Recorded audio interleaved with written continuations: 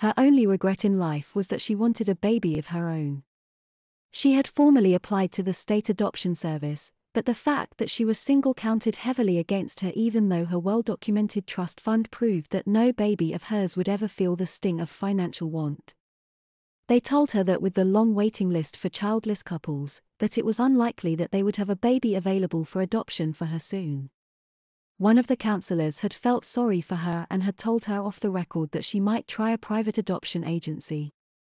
Most private agencies were less concerned with placing infants with couples than with the financial status and good record of the adoptive parent. She warned her, though, that private adoption was likely to be very expensive.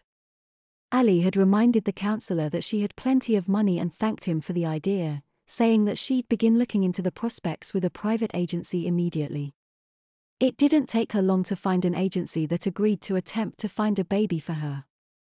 After talking to him about his sinuses, Ali had excitedly told Andrew that morning about the discussion she had had with the young woman at the private adoption agency the day before over a cup of coffee. She had told Ali that it would take from 3 to 4 weeks to find a baby for her to adopt. The only stipulation the woman had made was that the agency only had baby boys for adoption and that oftentimes the children had congenital physical problems. She told Andrew that she would rather adopt a healthy baby girl rather than a sickly boy, but she agreed to look at the baby boy if one was found for her. Andrew vaguely remembered going to the local Walgreens pharmacy that afternoon to pick up his refill for Allegra that had been prescribed for his sinus problem.